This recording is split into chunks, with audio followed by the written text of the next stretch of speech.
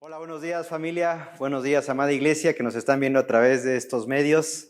Queremos agradecer porque te das el tiempo para poder ser ministrado a través de la palabra de Dios. Y si eres alguno de esos amigos que de pronto les llegó el link de este video, te voy a pedir de favor que no le cambies, que escuches este mensaje, porque yo creo que va a ser muy bueno para poder reconfortar tu alma en este tiempo tan extraño que estamos viviendo como humanidad.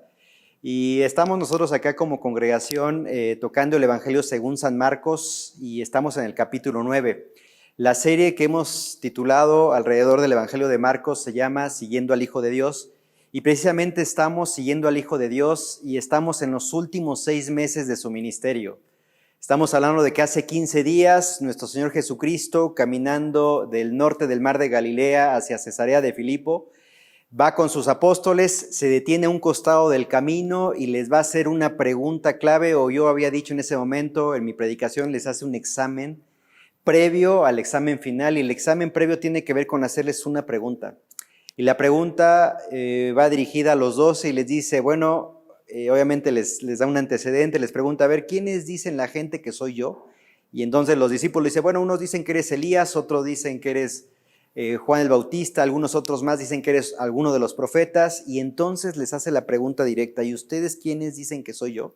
Entonces Pedro se adelanta y dice, tú eres el Cristos. Esa palabra griega, el Cristos, que significa el Mesías, el ungido, eres de quien hablaban en el Antiguo Testamento todos los profetas. Entonces en ese momento la calificación que Cristo les da, yo hablaba en ese momento, les da una calificación posiblemente de 8.5, porque si bien la respuesta es correcta, pero ellos tienen todavía en su mente ese tipo de Mesías, ese tipo de ungido que viene con poder, con gloria, que va de pronto a poder someter al imperio que en ese momento los tiene bajo el yugo, que es el imperio romano. Ellos tienen en su mente ese tipo de Moisés posiblemente. Entonces, por esa razón Cristo les dice y les advierte, por favor no digan de esto a nadie todavía, porque Él quiere que la calificación no sea de 8.5, sino que suba a 10. Pero para que eso suceda tiene 6 meses para poder seguir trabajando en el corazón de estos 12 hombres y mostrarles en realidad el Cristo al que también hacen referencia los escritores, profetas del Antiguo Testamento. Porque si bien los profetas hablaban de un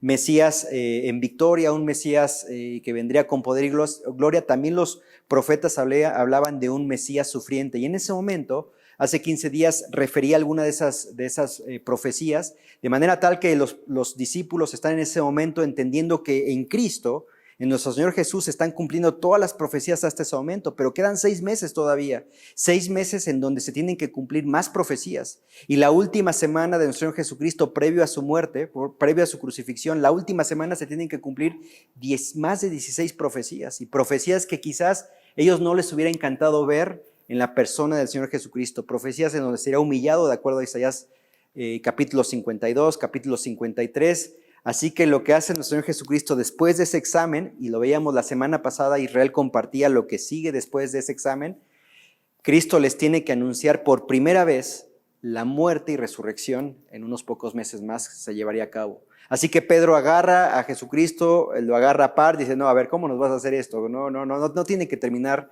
la historia así, la historia tiene que terminar feliz. Claro, ¿feliz para quién? Feliz para ellos, pero Cristo sabe y tiene que trabajar en el corazón de estos discípulos para hacerles entender que necesita ir a la cruz. Necesita ir a la cruz para entonces resucitar al tercer día, y hoy nosotros como generación en el 2020 podamos disfrutar de la salvación producto de su muerte, de la muerte del Mesías por nosotros en la cruz, pero además también de la resurrección. Por eso la necesidad imperiosa de nuestro Señor Jesucristo de tomar a estos 12 hombres y seguir trabajando en sus corazones, porque la calificación tiene que pasar de 8.5, tiene que pasar a 10. Así que la semana pasada, Israel Contreras nos hablaba acerca de que Cristo agarra a los 12 y entonces en esos versículos declara acerca de los padecimientos que han de venir. Declara acerca de sus padecimientos, pero también les declara el precio de ser sus discípulos. Y en ese punto, declarando el precio de ser sus discípulos, nos hablaba de 4 puntos. Tiene que haber un deseo genuino. ¿Y te acuerdas ese versículo que dice, si alguno quiere seguir en pos de mí, niégase a sí mismo, tome su cruz cada día y sígame? Así que cuando desglosamos ese versículo, habla de un deseo genuino, si alguno quiere, pero también habla de una decisión radical, niéguese a sí mismo. Y eso es una decisión radical totalmente. Hay una disciplina diaria, tome su cruz cada día y hay de un destino preestablecido, sígame. Eso es lo que significa ser discípulo de Cristo. Eso es lo que quiere hacerles entender a estos 12 discípulos, que más adelante se van a convertir en la columna de la iglesia primitiva. Pero también veíamos por último la declaración profética. Se tienen que cumplir las profecías con la muerte. Se tienen que cumplir las profecías con mi resurrección. Entonces, ¿qué pasa 6 días después?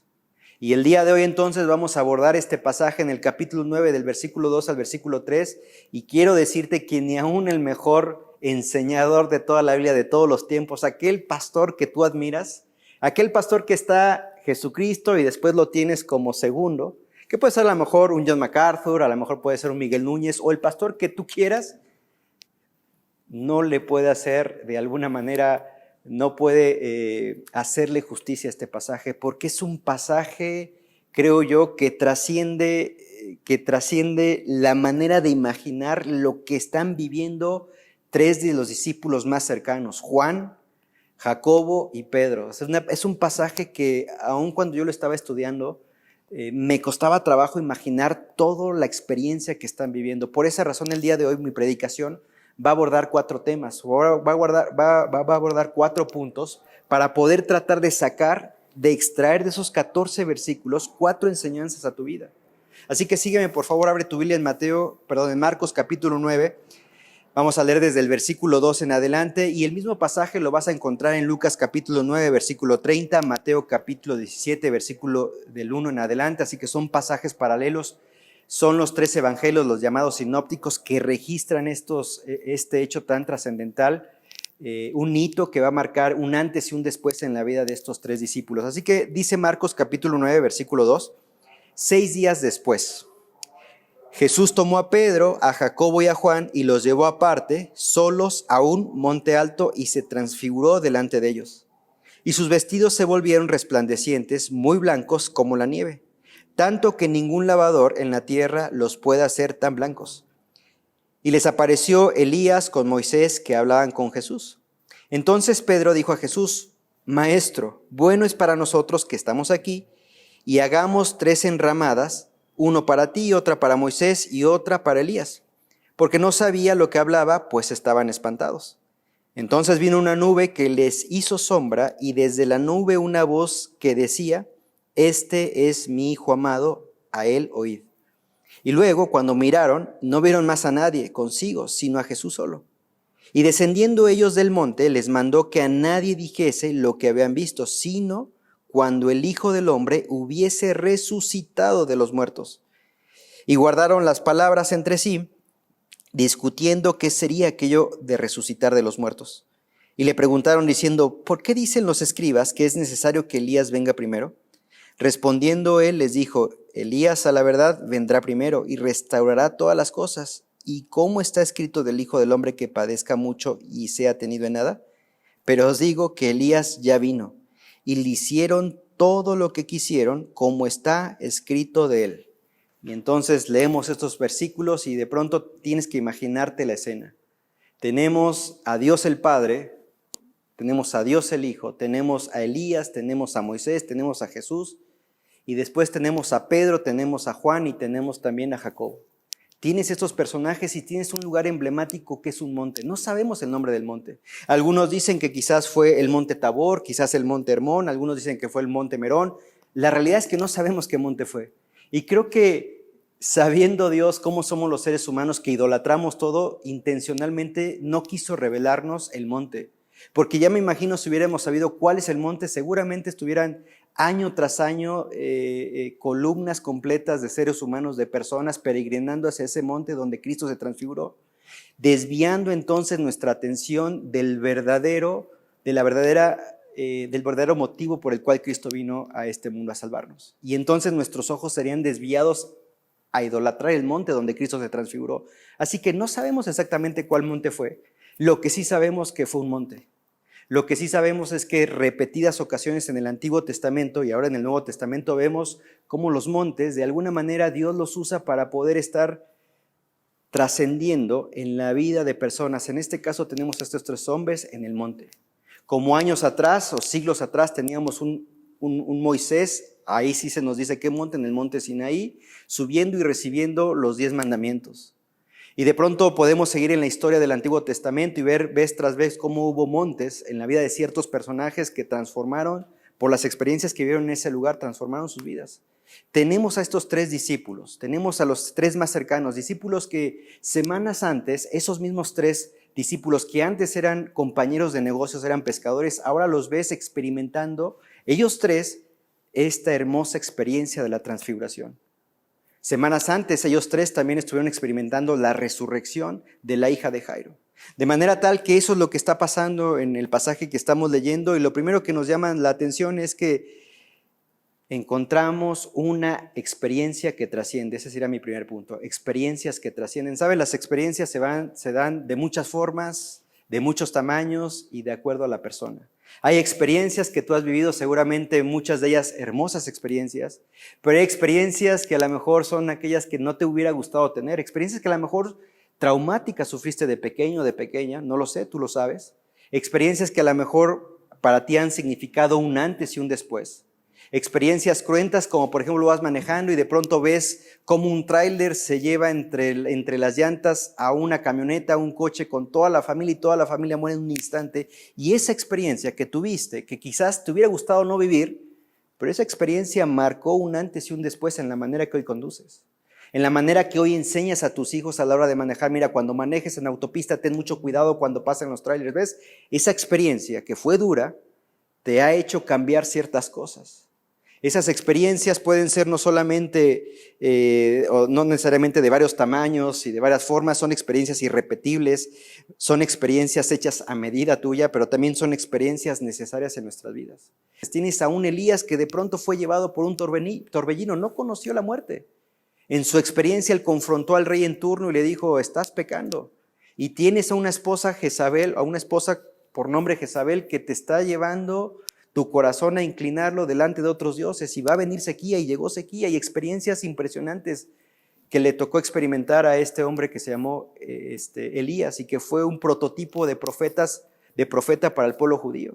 Pero también tienes a un hombre como Moisés que vivió tantas experiencias desde ver a Dios manifestado en la zarza, en su llamamiento, hasta ver 10 plagas, después un mar rojo abierto, continuando y ver cómo Dios sustentó a su pueblo judío, cerca de 2 millones de judíos, alimentados por el maná todos los días durante 40 años. De pronto ver cómo de una roca inerte estaba brotando agua que podían beber, agua potable.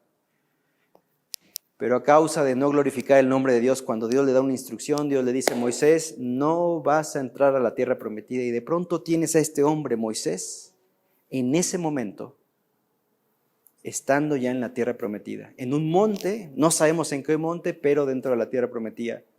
No le tocó en turno en su generación entrar a la tierra prometida, pero ahora tienes a Moisés en el monte de la transfiguración, al lado de Jesús, al lado de Elías, platicando el uno con el otro. Qué hermosa experiencia están viviendo estos 3 hombres. Estos 3 hombres cuyo líder principal es Pedro, y 6 días antes está diciendo, Cristo, Señor, tú eres el Cristo, tú eres el Mesías. Calificación 8.5, pero necesitas pasar estas experiencias para que la calificación suba y puedas entender finalmente, Pedro, Juan, Jacobo, que soy el Mesías, pero voy a ser el Mesías sufriente y se necesita. De manera tal que cuando lees acá los pasajes, 6 días después Jesús tomó a Pedro, a Jacobo y a Juan y los llevó aparte, solos, a un monte alto y se transfiguró delante de ellos. Y esta palabra transfiguró es una palabra griega que es metamorfo. Te es conocida porque de ahí viene la palabra metamorfosis, muy conocida en las orugas que después se convierten en mariposas. Entonces esta palabra metamorfo implica una transformación radical en lo que la persona es o luce. Y eso es lo que Jesús está haciendo delante de Dios, se está transfigurando. No es que una luz se está posando sobre él, él está haciendo la luz. Ahora, por eso te decía que este pasaje ningún pastor le puede hacer justicia porque es un pasaje sublime. Es un pasaje en donde nuestros sentidos son difíciles, o hablando de la imaginación, es difícil de poder contemplar el cuadro de lo que están viviendo estos 3 hombres. Aún estamos viviendo en un siglo en donde somos asombrados por tantas cosas de la tecnología. El hecho mismo de que nuestra generación puede transmitir un mensaje dominical a través de estos medios.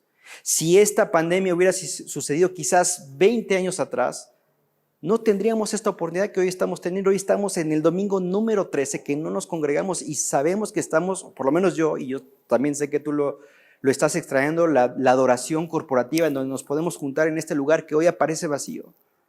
13 domingos, pero a través de estos aparatos podemos llegar hasta ti y en la comodidad de tu sofá, literalmente.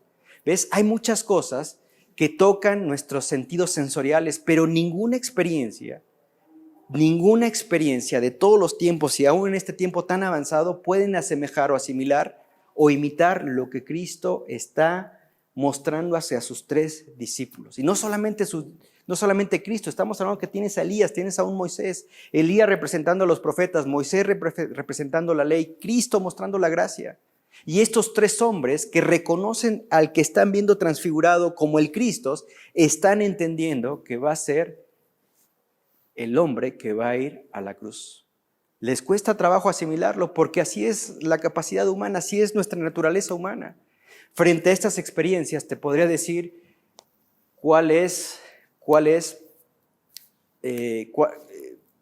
¿cómo tomas estas experiencias? Sabes que estas experiencias marcaron, sin lugar a duda, el ministerio de estos 3 personajes. Por lo menos te puedo decir de un Pedro, que en el año 64 escribe en su segunda carta, porque quiero decirte que las experiencias en ese momento, aunque sean malas o aunque sean buenas, esas experiencias van a servirte para que más adelante puedas quizás animar a hermanos que están pasando por situaciones por las que tú estás atravesando esta semana, tú lo sabes. Y si no, te lo comparto. Recién acabamos de perder a mi suegro después de 7 meses de batalla contra el cáncer. Así que la cosa está muy sensible en casa, pero también hay algunos hermanos que me están viendo que han perdido a seres queridos durante esta cuarentena.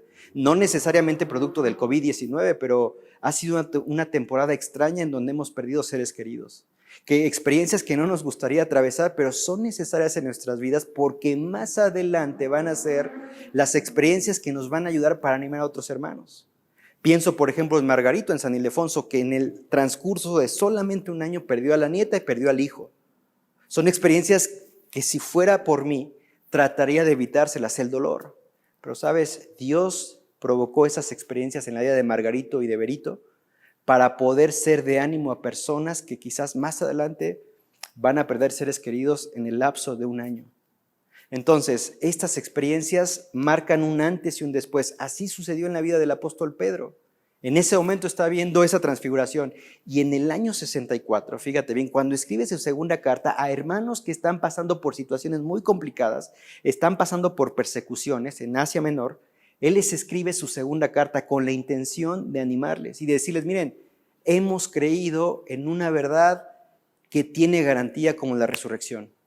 Yo mismo, y ahí te quiero invitar a 2 de Pedro capítulo 1 en el versículo 16, él dice, porque nos hemos dado a conocer el poder y la venida de nuestro Señor Jesucristo siguiendo fábulas artificiosas. Porque claro, en medio de las circunstancias adversas, a veces viene la duda también. Y de pronto el enemigo es muy sagaz para podernos hacernos dudar en nuestra mente. Y entonces tienes un apóstol Pedro exhortándole diciendo, no contamos fábulas artificiosas, sino como habiendo visto con nuestros propios ojos su majestad. Y cuando leíamos el versículo 3 del capítulo 9 de Marcos, cuando habla de, y sus vestidos se volvieron resplandecientes, muy blancos como la nieve, tanto que ningún lavador en la tierra los puede hacer tan blancos, lo que está expresando en pocas palabras y de manera sintetizada Pedro en su segunda carta, vimos su majestad. Ver su majestad es ver toda esa gloria. Más adelante también va a decir, imagínate una ropa blanca, tan blanca que ningún lavador puede dejarla tan blanca, ningún detergente la puede dejar tan blanca. Eso es ver su majestad. En ese momento estábamos en el monte alto viendo su majestad. Continuando el versículo 17 dice, pues cuando él recibió de Dios, Padre, honra y gloria, claro, porque la majestad va acompañada de 2 cosas, honra y gloria. Así que están en el año 33 en el Monte Santo, no sabemos el nombre de ese monte, pero están viendo la majestad, la honra y gloria dada de parte de Dios a Dios el Hijo. En ese momento Dios el Hijo se está revelando delante de ellos. Continuando con el verso, le fue enviada desde la magnífica gloria una voz que decía, este es mi Hijo amado en el cual tengo complacencia. Y nosotros, Juan, nosotros, Jacobo y un servidor, nosotros oímos esta voz enviada del cielo cuando estábamos con él en el Monte Santo. Esto no es mentira, esto fue una experiencia que vivimos, que trastocaba nuestros 5 sentidos y que hoy te estoy contando. En el año 64, aproximadamente 30 años después, todavía está en la mente del apóstol Pedro esta experiencia. Y un año después, él sabe que su tiempo está cercano, así que no sabe cuándo va a morir, pero los historiadores dicen que más o menos un año después es cuando Pedro es crucificado. Y junto con Pedro, su esposa. Y Pedro no se siente digno de morir como su Señor, así que dice, a mí crucifíquenme boca abajo. Pero es un hombre que ha sido afectado por esta experiencia de la transfiguración. ¿Cuál ha sido la experiencia que ha afectado tu vida? Y lamentablemente hay experiencias que tú decides y te afectan para mal. Pudiste haber tenido una experiencia quizás traumática, pero quizás es el tiempo de pedir consejo para que esa experiencia que viviste traumática, cuando eras chiquita, quizás cuando eras pequeño, quizás recientemente, tú te puedes acercar al trono de la gracia y pedir consejo. Y esa experiencia que a lo mejor resultó conflictiva en tu vida pueda ser transformada para bien y ser de bendición a las generaciones que vienen por delante. Tengo una persona muy querida que sufrió un abuso y nos permite contar esto, obviamente no con el nombre, pero sabes que ahora, eso fue hace cuando era pequeña, por una persona muy cercana a ella, pero ahora, teniendo esa experiencia, esta persona ha recibido consejería, se ha permitido dejarse restaurada por Dios, y hoy esa experiencia traumática que tuvo le sirve para poder estar dando su testimonio a personas que han tenido una situación similar a la que ella tuvo. Pero sabes, creo yo que a veces nosotros no queremos dejar nuestra coraza. Y a veces nosotros vivimos en nuestro mundo y no permitimos que la coraza se abra. Pero sabes, en todas estas experiencias quizás malas, traumáticas, aún Dios las permite para que más adelante puedas experimentar la gracia y el perdón de Dios, la misericordia de Dios. Claro, para ellos es una experiencia hermosa. Imagínate ver toda la gloria, toda la majestad, la honra, buenísimo.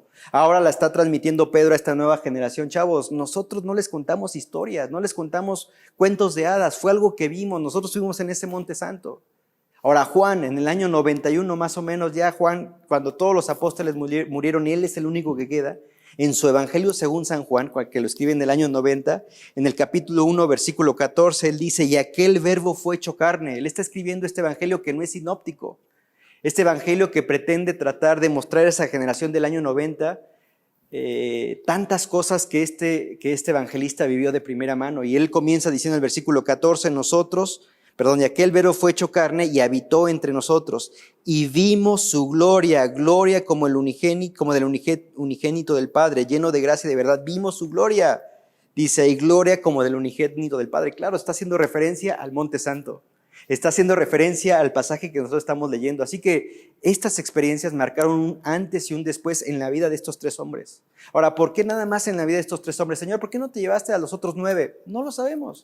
No lo sabemos, pero él quería que estos 3 fueran testigos y estos 3 más adelante también fueran testigos en el monte de los Olivos de la agonía de nuestro Señor en ese huerto. Estaban ahí en Marcos capítulo 14, versículo 33, estos 3 hombres que fueron testigos de la resurrección de Jairo, que ahora están siendo testigos de la transfiguración y que 6 meses después van a ser testigos del sufrimiento de Cristo ahí en el huerto en el huerto de Getsemaní. Son hombres que Dios los escogió con una intención. Pero Paco, ¿qué tipo de milagros? Nos encantaría ver este tipo de milagros como estos 3 hombres que vieron. Mira, no va a poderse repetirse, esto es irrepetible. Pero hay experiencias que te deben animar a entender que Dios existe, que Dios está ahí. Experiencias como el hecho de ver vidas transformadas. La experiencia de pronto como ver personas que hace años de pronto caminaban hacia un rumbo y yo los veo caminar hacia otro rumbo. Mira, hace 12 años, cuando estábamos nosotros sirviendo allá en Argentina, ahora recién que estuve en el mes de marzo, vi nuevamente y me dio mucho gusto ver a un joven ahora de 20 años que hace 12 años entonces tendría 7 años. Se llama Hernán y me encantó verlo y estar ahí discipulando a unos jovencitos. Pero más me encantó verlo en este tiempo de cuarentena que estamos tomando clases en el Centro de Capacitación Pastoral. De 6 de la mañana a 10 de la mañana estoy compartiendo clase con Hernán. Y me encanta verlo conectado. Es un chico que yo lo conocí cuando tenía 7 años y hoy verlo conectado no sabes cómo me anima. ¿Sabes? Son esas experiencias que hoy Dios nos permite ver, personas transformadas. Nosotros le predicamos el evangelio a sus padres. Su padre no quiso saber nada en ese momento del Señor, pero su madre aceptó al Señor. Y hoy es maestra de escuela dominical en la Iglesia Bíblica Misionera en Los Ceibos. Y hoy su hijo Hernán está estudiando conmigo en el CCP. ¡Qué bendición! ¿Ves? A veces uno espera esas grandes manifestaciones de poder, pero basta con ver personas en el Marqués que sus vidas están siendo transformadas. O basta con ver creyentes o personas que llegaron sin Cristo y ahora las ves contentas compartiendo el evangelio y no ven la manera de cómo compartir el evangelio. Tenemos un hombre de pronto en el Marqués, con su esposa están vendiendo alimentos, están vendiendo comida preparada para poder sustentarse, pero cada que entregan la comida preparada le regalan un folleto evangelístico y conociéndolo hace algunos meses no hacía eso. ¿Ves? A veces queremos ver grandes experiencias y quizás nuestros ojos anhelando ver eso no vemos o no nos permitimos ver las experiencias pequeñas que Dios pone a nuestro alrededor, vidas transformadas, matrimonios que quizás llegaron rotos y hoy están siendo restaurados. Ahora, lo que me da temor ciertamente es que en esta experiencia que se llama cuarentena, tú no te estés permitiendo ayudar por nuestro Señor Jesucristo. Tú no te estés dando la oportunidad de acercarte a nosotros y ¿sabes qué, Paco? Tengo esta situación. Nosotros estamos tratando de poner todos los medios posibles a tu alcance para que puedas ser bendecido en tu vida.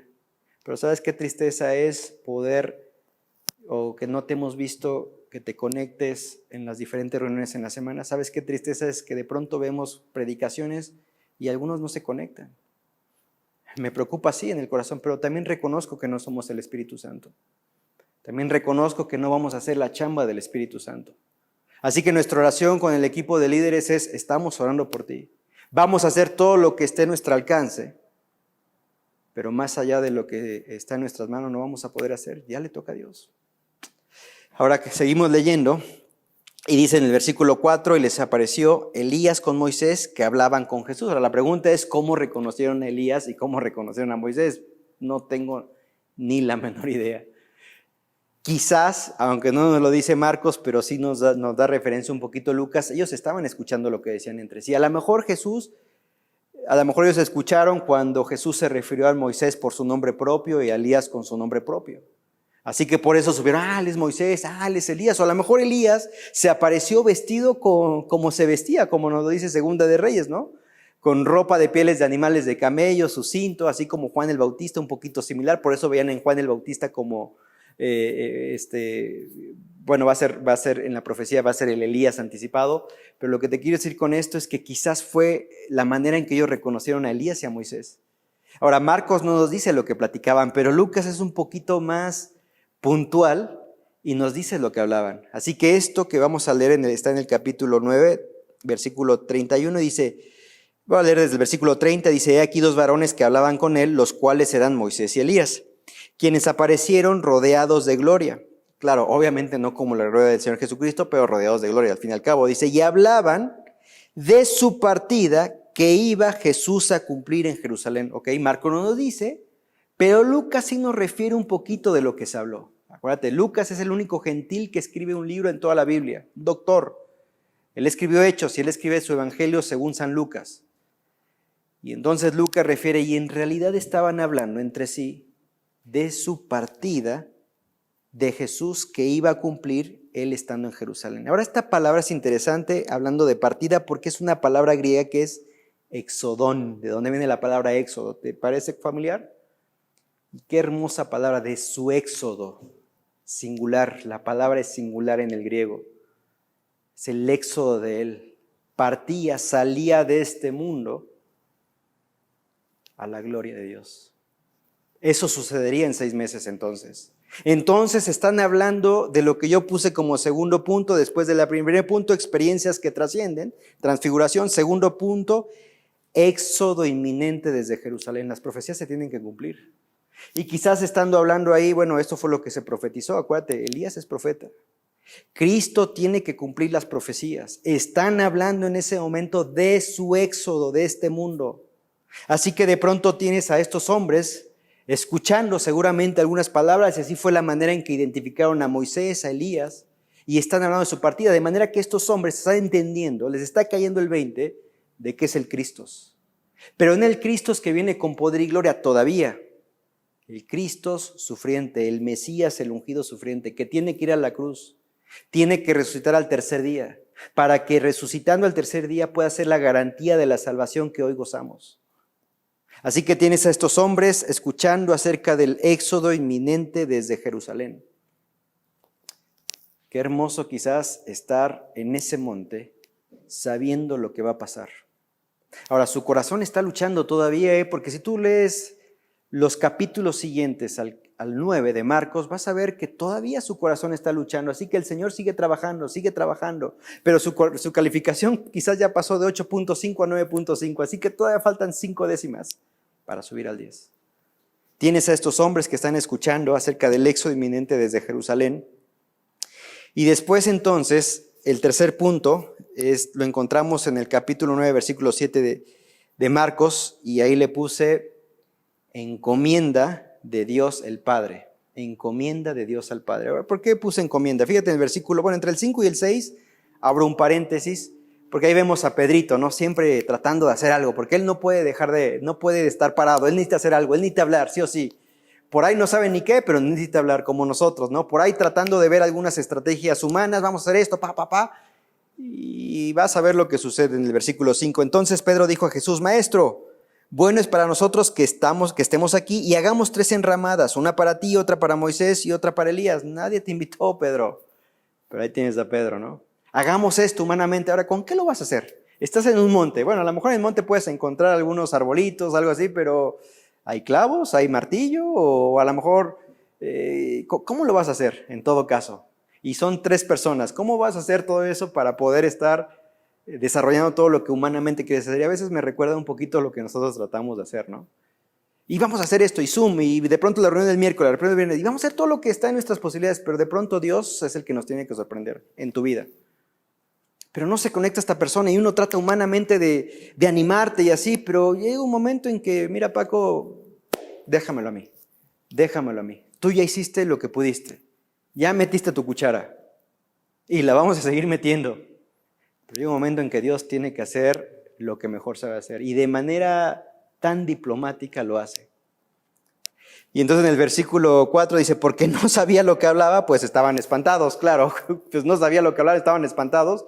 Un poquito lo que nosotros estamos haciendo, estamos espantados por no te negamos, este tiempo de cuarentena, después de 3 domingos, oye, ¿cómo hacemos? ¿Y cómo podemos bendecir a la iglesia? Y hay cierto temor, la incertidumbre. ¿Cuándo nos vamos a regresar? ¿Cuántos domingos más? ¿Vamos a llegar a los 20 domingos sin congregarnos? No lo sé. Y de pronto Dios tiene que hacer su parte. Entonces, vino una nube que les hizo sombra. Porque claro, ¿cuál es la intención de hacer la enramada? Hacer sombra. Ahora, tampoco es que Cristo les pidió, mira, ¿sabes? Hay un solazo. Encima, por lo que leemos, parece que ya es la tarde en realidad, porque esto hasta la noche también continuó. Así que seguramente era por la tarde. En todo caso, mira, pues ya va a caer el sol, no te preocupes. Pero Pedro quiere meter su mano, es un pescador, es un hombre que está acostumbrado a la acción.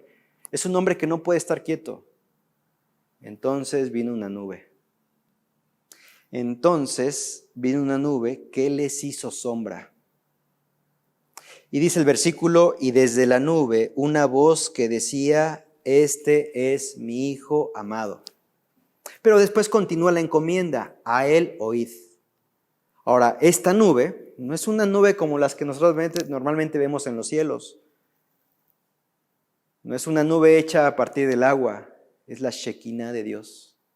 Shekinah que Moisés había experimentado cuando estuvo también en el tabernáculo que construyó para Dios. La nube que de pronto también bajó en el monte Sinaí. Así que de pronto tienes a estos hombres experimentando la Shekinah de Dios.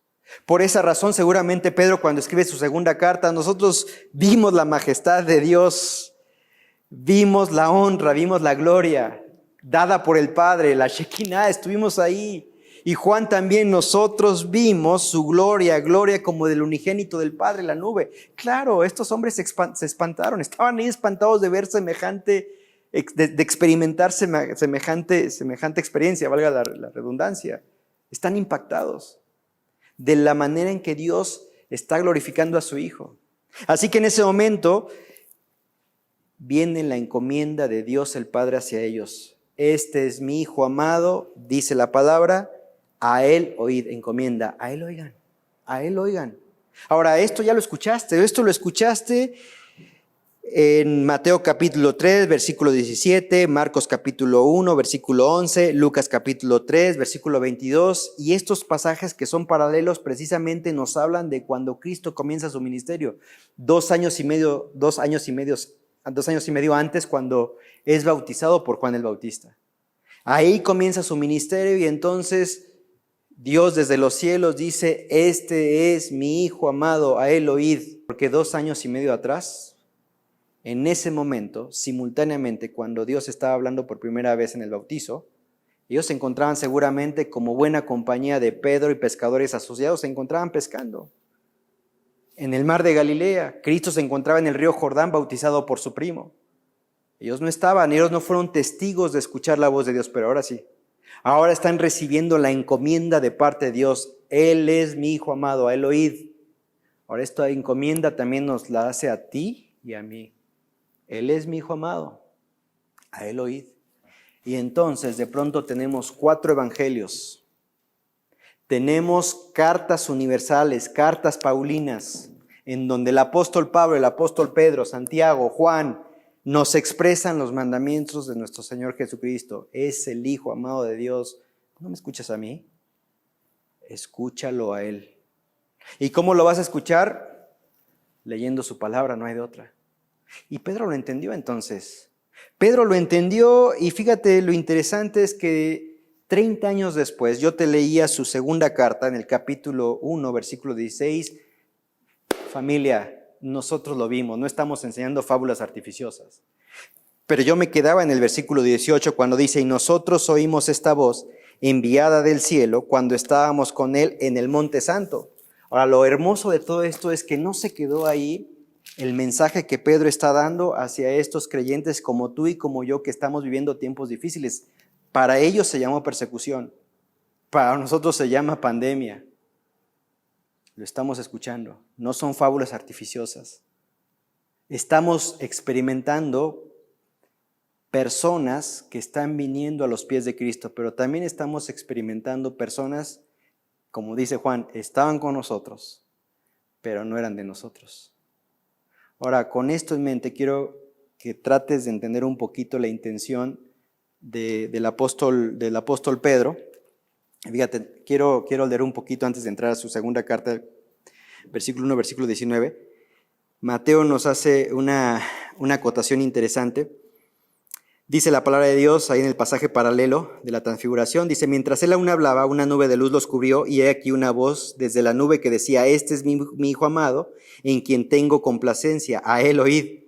Dice el verso 6, al oír esto los discípulos se postraron sobre sus rostros y tuvieron gran temor. Imagínate, esa fue la respuesta ante la encomienda de Dios hacia ellos, tuvieron temor. Versículo 7, entonces Jesús se acercó y los tocó y dijo, levantaos, no temáis. Y tienes que imaginarte esta escena. Entonces Jesús, no lo refiere Marcos, dice ahí, y ahí ves el corazón de pastor de Jesús, ¿no? ¿Te acuerdas que Pedro le dice a Pedro, Pedro, ¿me amas? Después de que lo negó y resucita a Cristo, Pedro, ¿me amas? 3 veces, sí, apacienta mis ovejas. Claro, él es pastor, Cristo es pastor. Entonces de pronto ve todo este cuadro a sus 3 temerosos, asustados, escucharon la voz de Dios nada más y nada menos. La encomienda de Dios, mi Hijo amado, a Él escuchen, caen postrados. Y fíjate, por eso quizás le pedí a Dani, le dije, Dani, échame la mano, quiero que entones por favor el canto de Marcos Witt, que me encanta, el de, se me olvidó el nombre, pero el canto con el que terminamos, ese canto, me encanta imaginar lo que va a ser para mí ver a Dios. No sabría si llorar, si reír, si caer postrado delante de Él. Y tienes a estos hombres que tienen un temor, caen postrados, pero tienes en el versículo 7 a Jesús, se acercó, los tocó y dijo, levántate, no temas. Qué hermoso la palabra de nuestro Señor en el tiempo apropiado para estos 3. no teman, levántate. La palabra de Dios. Porque es la palabra de Dios la que nos anima en tiempos como los que estamos viviendo. Es su palabra. Ahora, ellos la escucharon de manera audible, nosotros no, pero la tenemos escrita. Así que cuando Pedro en el año 64 está animando a estos creyentes, comenzando a decirle, nosotros vimos a Cristo, la gloria, la majestad. Estuvimos en el Monte Santo, no les contamos fábulas. ¿Sabes? Terminando esa parte en el versículo 19. Después de decirle, nosotros oímos esta voz enviada del cielo cuando estábamos con él en el Monte Santo. Nosotros escuchamos la voz de Dios. Fíjate cómo dice el versículo 19. Dice el verso 19, tenemos también la palabra profética. Claro, porque Cristo 6 meses después está cumpliendo la palabra profética.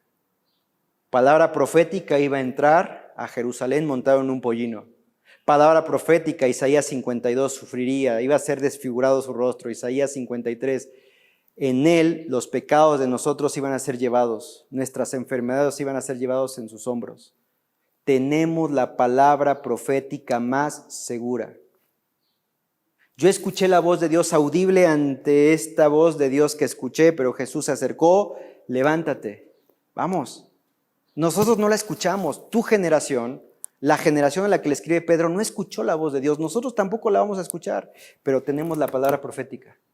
Tenemos este libro profético seguro, a la cual hacéis bien en estar atentos como una antorcha que alumbra en lugar oscuro hasta que el día se esclarezca y el lucero de la mañana salga en vuestros corazones, entendiendo primero esto, que ninguna profecía de la Escritura es de interpretación privada, porque nunca la profecía fue traída por voluntad humana, sino que los santos hombres de Dios hablaron siendo inspirados por el Espíritu Santo. Escrituras confiables. Tenemos escrituras confiables. Entonces, cuando pienso en la transfiguración, pienso en experiencias que trascienden. Cuando pienso en la configuración, pienso en el éxodo inminente de Jesús saliendo desde Jerusalén. Cuando pienso en la transfiguración, pienso en la encomienda de Dios al Padre a estos 3 hombres, pero también a nosotros, a Él oíd. Cuando pienso en la transfiguración, pienso en que tenemos las escrituras confiables. No tenemos una voz audible de parte de Dios, pero tenemos este libro. Y sabes, Pablo, el apóstol Pablo, también había tenido una experiencia con Dios. Claro, no al nivel de estos 3 hombres, pero él en su camino a Damasco, él tiene una experiencia con Cristo de manera personal. Se le aparece. Saulo, ¿por qué me persigues? Afecta sus 5 sentidos. Bueno, queda ciego. Y él entiende, ahora, Señor, ¿quién eres? ¿Qué quieres que haga? Bueno, mira, paralelamente a esto, simultáneamente tienes a un Gamaliel, Dios hablándole a Gamaliel, mira, va a venir Saulo de Tarso, quiero que me lo cures, por favor. Dios, pero Saulo de Tarso es un asesino de creyentes, ¿cómo es esto? No, tú tranquilo, mi Gama, porque instrumento escogido me es este, va a ser luz a las naciones, va a ser luz a los gentiles, y fue así. De manera que de pronto escribe en Gálatas capítulo 1 su testimonio. Hablando en Gálatas capítulo 1, quiero que me acompañes un poquito ya para ir terminando y cerrando. Ahí la carta del apóstol Pablo en Gálatas dice ahí en el versículo 15, dice, pero cuando agrada a Dios, que me apartó desde el vientre de mi madre y me llamó por su gracia, revelar a su Hijo en mí, podré agregar en mi camino a Damasco, para que yo le predicase entre los gentiles, no consulté enseguida con carne y sangre, ni subí a Jerusalén a los que eran apóstoles antes que yo, sino que fui a Arabia y volví de nuevo a Damasco. Después, pasados 3 años, subí a Jerusalén para ver a Pedro y permanecí con él 15 días, pero no vi a ningún otro de los apóstoles, sino a Jacobo, el hermano del Señor. En esto que os escribo he aquí delante de Dios que no miento. Después fui a las regiones de Siria y de Cilicia y no era conocido de vista las iglesias de Judea que eran en Cristo. Solamente oían decir a aquel que en otro tiempo nos perseguía, ahora predica la fe que en otro tiempo asolaba. Ves a un hombre como Pablo viviendo una experiencia que trascendió en su vida, que transformó su vida. Ves a un hombre como Pablo que está predicando acerca de la resurrección. Por esa razón, si tú vas a 1 Corintios capítulo 15, el apóstol Pablo le está diciendo a estos creyentes en la IBM Corinto, chavos, a ver, no venimos aquí a predicarles un evangelio falso, no venimos a predicarles fábulas artificiosas. Venimos a predicarles el evangelio con el cual yo fui transformado por la gracia de Dios. Evangelio que tiene su base, tiene su garantía en la resurrección, en el exodón, en la partida de Cristo de la tierra. Si no hubiese entonces resurrección, vana sería nuestra fe. Seríamos los más tontos de seguir a este carpintero de Nazaret. Y termina entonces el capítulo 15 animando a estos creyentes diciéndoles, y ahí quiero también irme a 2 de Corintios. En el 1 de Corintios, capítulo 15, dije antes 2 de Corintios, pero una equivocación, dice, más versículo 57 del 15, más gracias sean dadas a Dios que nos da la victoria por medio de nuestro Señor Jesucristo. Así que, hermanos míos amados, estar firmes y constantes, creciendo en la obra del Señor siempre, sabiendo que vuestro trabajo en el Señor no es vano. Es a un Pablo que tuvo su experiencia. Y lo ves fiel a pesar de las circunstancias. Y mira que no la pasó bien, Mira que no la tuvo fácil, como Pedro. Mira que no la tuvo fácil como Jacobo. Tampoco la tuvo fácil como Juan, que si bien no murió como mártir, murió ya de viejo, pero no le fue fácil tampoco para Juan, Desterrado en la isla de Patmos, donde recibe la revelación que hoy llamamos como Apocalipsis. Pero me encanta ver a estos hombres que tuvieron una experiencia trascendental en su vida que les motivó a seguir fieles, aún a pesar de circunstancias adversas, fieles hasta la muerte. Tenemos esta experiencia tan rara que se llama pandemia, que son necesarias a nuestras vidas, que son hechas a medida, son únicas. Para algunos esta experiencia ha sido traumática. Pero sabes, en medio de todo esto tenemos la palabra profética más segura. Él es el Hijo amado de Dios. A Él oíd. Me gustaría que me acompañes orando en esta mañana para terminar. Padre, te damos gracias en esta oportunidad porque nos permites, a la luz de este pasaje tan hermoso al cual no le hice justicia y ningún pastor, ningún enseñador le puede hacer justicia a este hermoso pasaje. Pero es mi oración para que este pasaje haya sido el bálsamo que mis hermanos necesitan en medio de esta experiencia para muchos que se ha vuelto traumática. Para nuestro país mismo que está sufriendo en algunos puntos de nuestro país violencia, pero también cuando miramos a este mundo están sufriendo no solamente violencia, sino también situaciones económicas y ante todo una incertidumbre que quizás es lo que más aqueja el corazón del no creyente. Así que oramos para que en medio de esto nosotros como pueblo tuyo, como pueblo adquirido, podemos ser luz en medio de la oscuridad. Que tus escrituras las podemos llevar a ese mundo oscurecido por el pecado. Oramos agradecidos en el nombre de Jesús. Amén.